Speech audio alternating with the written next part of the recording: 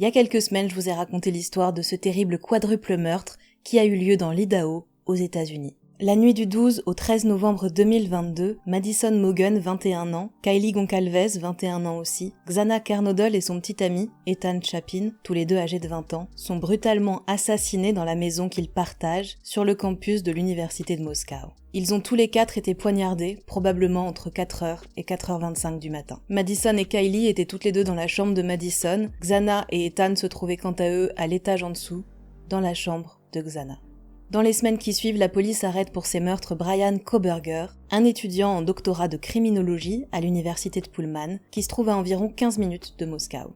Son ADN est présent sur l'étui du couteau qui a été retrouvé près du corps de Madison, et des images de vidéosurveillance indiquent, ou semblent indiquer en tout cas, que sa voiture se trouvait à proximité de la maison au moment des meurtres. Si vous voulez plus d'informations sur ces événements et ce qu'a conduit la police à arrêter Bryan Kohberger, je vous renvoie à ma vidéo précédente que je vous remets dans le petit et dans la description.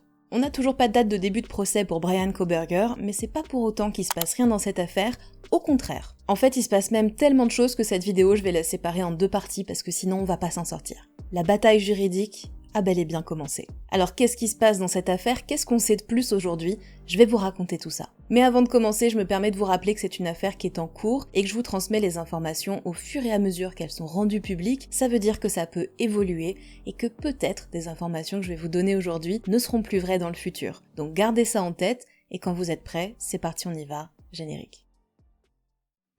Please raise your right hand. Do you solemnly swear or affirm to tell the truth, the whole truth, and nothing but the truth in this matter here today?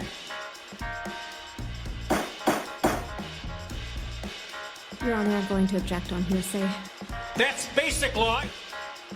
Telling me I'm a suspect in the murder of my wife and my child? Juror badge number 18, are these your true and correct verdicts? I don't know if you've seen anybody be killed, but it's upsetting. And would you please poll the jury? Je vous l'ai dit, il se passe beaucoup de choses dans cette affaire juridiquement parlant. Je vous montre la liste des documents qui ont été émis par la police, la cour, l'accusation et la défense depuis le 29 décembre 2022 pour que vous puissiez vous rendre compte un petit peu de l'ampleur de cette affaire. Et dans tout ça, je sais pas tant que l'affaire est en cours, ce qui va avoir de l'importance ou non au moment du procès. Donc évidemment, je vais pas tout vous détailler, mais je vais quand même essayer de vous donner un maximum d'informations. Pour que ça reste le plus digeste possible, je vous propose qu'on suive simplement l'ordre chronologique, donc on va repartir, si vous le voulez bien, depuis l'arrestation de Bryan Kohberger, qui a eu lieu, vous vous en souvenez peut-être, le 30 décembre 2022, à l'autre bout du pays par rapport à Moscou, puisqu'il était en Pennsylvanie, dans la maison de ses parents, au moment de son arrestation. Donc la police arrête Bryan Kohberger et lui lie ses droits, évidemment, et il va immédiatement invoquer son droit à garder le silence et il demande un avocat. Et vous allez voir qu'effectivement, Bryan Kohberger ne s'est pas exprimé une seule fois depuis son arrestation. Bryan, il est étudiant, donc il a pas de revenus, et il a demandé à avoir un avocat commis d'office. C'est un truc qui m'a un peu étonnée parce que très souvent dans des affaires très médiatisées comme ça, il y a des avocats de la défense, y compris des gens vraiment très bons, très reconnus, qui proposent de représenter l'accusé gratuitement, parce que de façon très pragmatique, c'est une super publicité gratuite pour l'avocat qui représente cette personne. Bref, je sais pas si ça a été le cas ici et si Bryan a reçu des propositions, en tout cas il fait sa demande pour avoir un avocat commis d'office, et cet avocat va lui être attribué le jour même, toujours le 30 décembre 2022. Elle s'appelle Anne Taylor.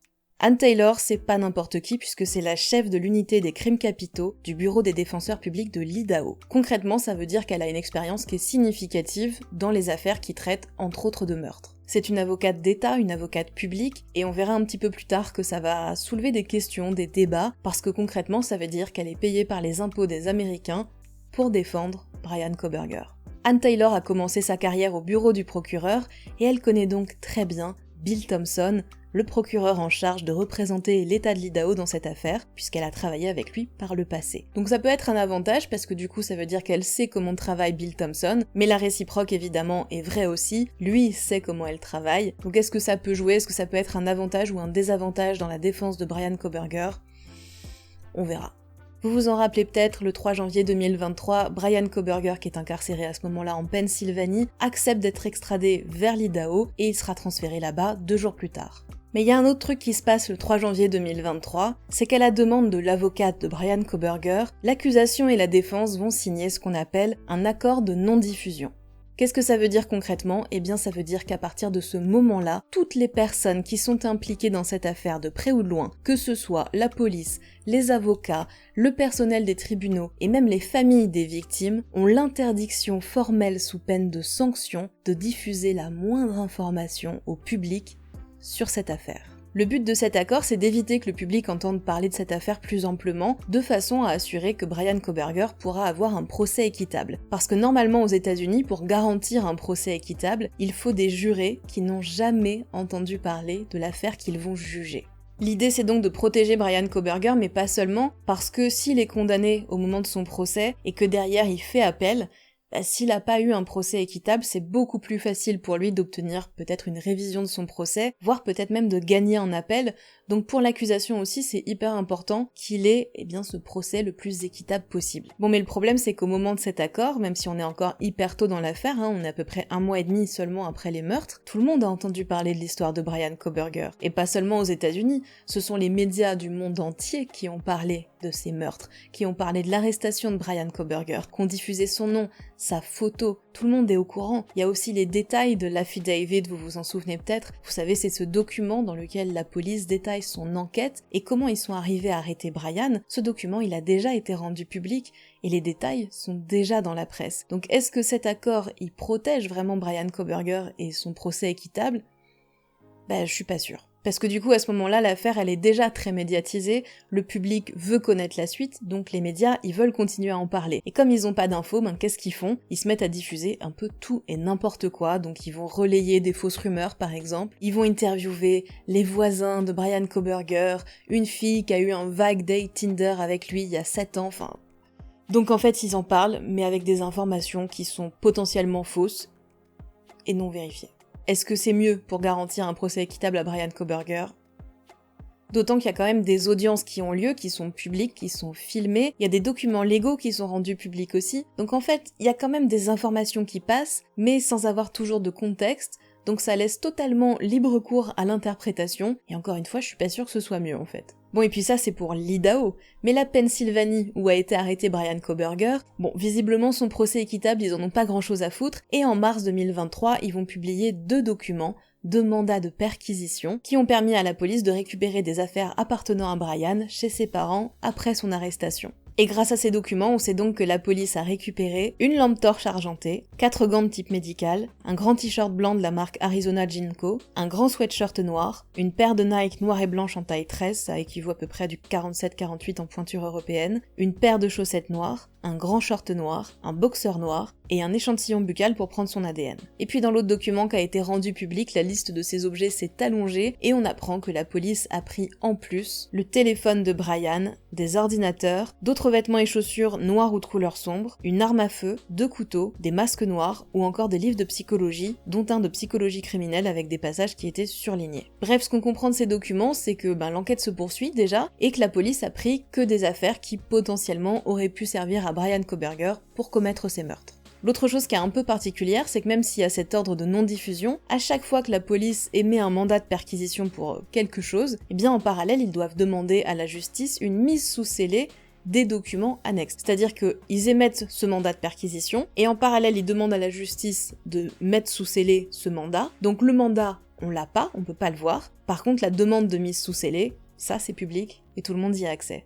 Donc ce qu'on voit, c'est que début 2023, la police a demandé environ 60 mandats de perquisition pour qu'un certain nombre d'entreprises leur fournissent des infos dans le cadre de leur enquête. Parmi ces entreprises, on va trouver par exemple Amazon, il y a plusieurs banques, Apple, AT&T, qui est un opérateur de téléphonie mobile aux États-Unis, Dropbox, eBay, Google, TikTok, Twitter, Reddit, Snapchat, Meta, à qui appartiennent Facebook, WhatsApp et Instagram, un magasin de vente de couteaux, ou encore le groupe Match qui possède plusieurs applications et sites de rencontres, notamment Tinder. Donc même si on n'a pas accès au mandat de perquisition et qu'on sait pas précisément ce que la police recherche, le fait de voir cette liste d'entreprises, ça permet quand même de réaliser qu'ils sont en train de chercher à accéder à l'ensemble des données numériques de Bryan Kohberger, y compris ses réseaux sociaux, ses recherches internet et des sites de vente en ligne, j'imagine pour voir s'il a pu acheter en ligne le couteau qui a servi pour les meurtres ou toute autre affaire qui aurait pu lui être utile pour commettre ces meurtres. Et le fait qu'il demande les relevés Tinder, je pense que ça peut être pour deux choses. La première, je pense, c'est pour voir s'il a pu y croiser une des victimes, parce que même si a priori Bryan Kohberger, il s'était rendu au moins 2 fois, semble-t-il, dans un resto où travaillaient 2 des victimes, Madison Mogen et Xana Kernodle, déjà on n'est pas sûr de cette information-là, et ensuite, même si effectivement il y est allé, on ne sait pas s'il y est allé à des moments où les filles étaient de service, donc on peut pas savoir si vraiment il les a croisées à ce moment-là.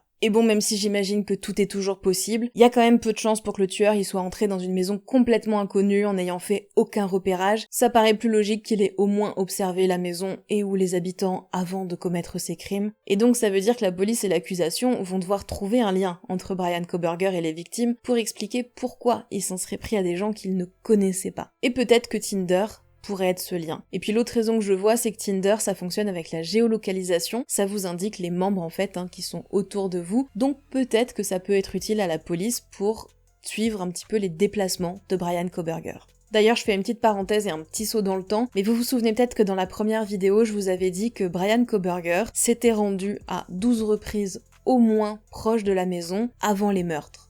Et ce que les médias ont déduit de cette info et la façon dont ils l'ont relayée, c'est que Bryan Kohberger avait donc espionné pendant des mois une ou plusieurs de ses victimes. C'est une information qui a été depuis démentie. Oui, Bryan Kohberger, il est venu dans les alentours de la maison, mais on sait pas exactement à quel niveau de proximité pour l'instant, 12 fois avant les meurtres, mais pour la police et l'accusation, ça ne veut en aucun cas dire qu'il était venu pour observer les victimes. On revient à notre chronologie. Depuis le 5 janvier 2023, Bryan Kohberger est donc emprisonné dans l'état de l'Idaho, et il a son avocate, Ann Taylor. Dès son arrivée dans l'Idaho, le jour même, il va passer une première fois devant une juge pour ce qu'on appelle la première comparution, parce que c'est la première comparution. C'est bien nommé. Donc en gros, c'est une audience pendant laquelle on va réexpliquer ses droits à l'accusé, lui redire de quoi il est accusé, et puis c'est généralement à ce moment-là qu'on discute aussi de la caution, à savoir, est-ce que Bryan Kohberger, contre une certaine somme d'argent, peut être libre jusqu'à son procès. C'est ce qui se passe ici, Ann Taylor demande qu'une caution soit fixée pour Bryan Kohberger.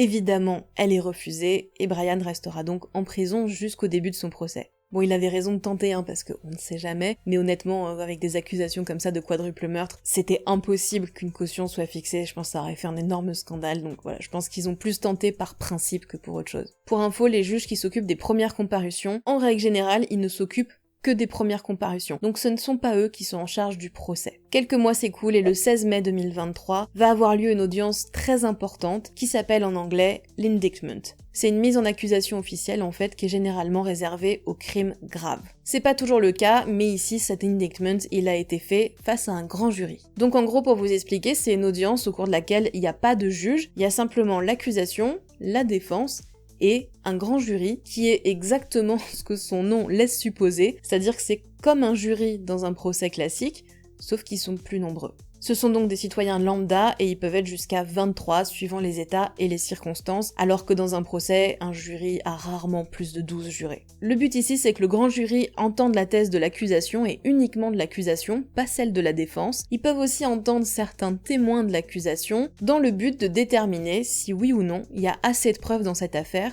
pour aller jusqu'au procès. Voilà, donc on va leur présenter des preuves, généralement pas trop, c'est un peu un juste milieu à trouver pour l'accusation. Il faut qu'ils présentent assez pour convaincre le grand jury, mais pas trop pour pas donner trop d'infos sur leur stratégie à la défense, donc voilà, faut qu'ils trouvent ce juste milieu-là. Et les jurés écoutent tout ça, et ils déterminent si oui ou non, selon eux, ça incrimine suffisamment l'accusé pour avoir une raison d'aller jusqu'au procès. La justice américaine, elle prend extrêmement au sérieux la protection de l'identité des jurés, et donc cet indictment, il s'est déroulé à huis clos, sans caméra, et on ne sait pas ce qui s'est dit pendant cette audience. Ce qu'on sait par contre, c'est que le grand jury a estimé que oui, il y avait assez de matière pour aller jusqu'au procès. Quelques jours plus tard, le 22 mai 2023, a eu lieu une autre mise en accusation formelle qui, elle, s'appelle l'arraignment. C'est une autre audience qui cette fois a lieu devant un juge, et c'est la première fois que l'accusé va rencontrer le juge qui est en charge de son affaire. Et ici, le juge s'appelle John Judge. Oui, il s'appelle littéralement John Juge, le bien nommé, et au passage, c'est un bon exercice de prononciation pour tous les journalistes qui doivent prononcer son nom à chaque fois qu'ils parlent de cette affaire, et si vous voulez vous en rendre pleinement compte, je vous invite à répéter comme ça plusieurs fois de suite Judge John Judge, Vous allez voir que c'est vraiment compliqué, même pour des Américains. Pendant l'arraignment, on explique à nouveau à l'accusé quelles sont les charges qui pèsent contre lui, on lui indique aussi ce qu'il risque pour chacune d'entre elles, et c'est aussi le moment où il va pouvoir officiellement dire de quelle manière il plaide. C'est une audience qui est importante mais qui est très rapide, on sait exactement ce qu'il y a à faire, par exemple ici ça a duré qu'une dizaine de minutes, et encore une fois, Bryan Kohberger est resté complètement silencieux. Alors il répond quand même aux questions du juge, en général par oui ou par non. You understand these rights? Yes. Any questions about the rights? No. Mais c'est vraiment tout. Une fois qu'il a fini de répondre aux questions du juge, son avocate, Anne Taylor, dit « maintenant il parlera plus », et c'est elle qui va entrer le plaidoyer de non-culpabilité, pas son client. Il y a un autre point qui va être abordé très rapidement dans cette audience du 22 mai, c'est la date du procès. Parce que oui, je vous ai dit qu'il n'y avait pas de date pour le procès, mais en fait si. Je m'explique. En fait, il y a toujours une date de procès qui est fixée, simplement à chaque fois qu'il y a une audience préliminaire, c'est-à-dire une audience qui sert en fait à discuter de différents points en préparation du procès, forcément le temps de planifier l'audience, puis que le juge prenne le temps de réfléchir et de se prononcer sur la demande qui a été faite par un des deux parties au cours de cette audience préliminaire, ça prend du temps, et donc à chaque fois, ça repousse le procès. Il y a un autre point qui est super important dans le système judiciaire américain, c'est que les accusés ont le droit à ce qui s'appelle un speedy trial, c'est-à-dire un procès rapide. Là, vous avez l'impression que je pars dans deux directions différentes, je vous promets qu'il y a un moment où tout va se rejoindre comme ça, et vous allez comprendre, vous inquiétez pas. Bon, encore une fois, ça change d'un état à l'autre, mais ce qu'on appelle un procès rapide, c'est en moyenne un procès qui a lieu 60 jours après l'arraignment. Alors quand on parle de 60 jours, c'est 60 jours ouvrés, donc en fait il faut virer les week-ends, les vacances, les jours fériés, etc. Donc en réalité, même un procès qui est très rapide, c'est plutôt 3 mois et demi, 4 mois après l'arraignment.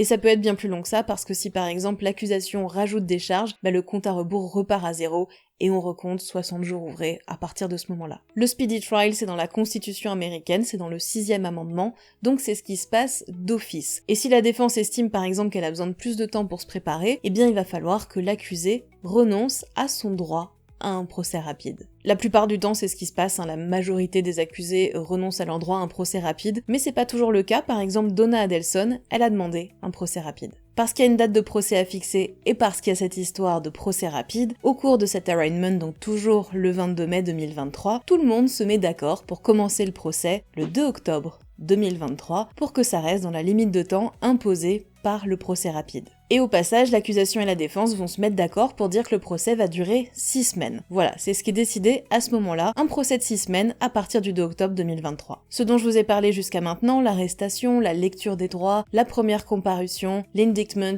l'arraignment, tout ça, ce sont des étapes obligatoires du système judiciaire américain. Donc normalement, ce qui devrait se passer à partir de là, c'est qu'après l'arraignment, Bryan Kohberger retourne en prison, il attend tranquillement le 2 octobre, son procès commence, et puis voilà. Mais malin comme vous êtes, je sais que je ne vous aurai pas là-dessus et que vous avez déjà compris que ce n'est pas ce qui s'est passé ici. La défense de Bryan Kohberger a tenté de faire abandonner les charges contre lui en remettant en cause le grand jury. Il y a un énorme débat sur la date de début, la longueur, mais aussi et surtout sur le lieu du procès. Doit-il avoir lieu à Moscou ou pas? Les médias ont tenté de faire annuler l'accord de non-diffusion et bien d'autres choses encore dont je vous parlerai dans la vidéo de la semaine prochaine. Si vous avez des questions sur toute cette affaire, vous pouvez évidemment me les poser en commentaire, je ferai de mon mieux pour y répondre. Si vous avez aussi des suggestions, parce que y a quand même pas mal de notions de droit qui sont pas évidentes, je fais de mon mieux pour essayer d'être le plus clair possible, mais peut-être que ça peut être encore plus clair, peut-être que vous avez des idées, des suggestions d'amélioration. Si c'est le cas, écoutez, je prends, avec grand plaisir, donc dites-le moi dans les commentaires aussi. Et puis si j'ai donné des informations et que vous avez lu ou entendu d'autres informations ailleurs, c'est pareil, n'hésitez pas à me le dire en commentaire, comme ça on pourra en discuter avec grand plaisir encore une fois. Merci d'avoir regardé cette vidéo jusqu'ici, j'espère qu'elle vous a plu. Si c'est le cas, pensez au petit pouce, et puis n'hésitez pas à la partager à quelqu'un à qui elle pourrait plaire. Et moi je vous dis à la semaine prochaine pour la suite de l'affaire Bryan Kohberger. Baby, you should know you're never safe. When you play these games, you get replaced. Baby, you should know you're never safe.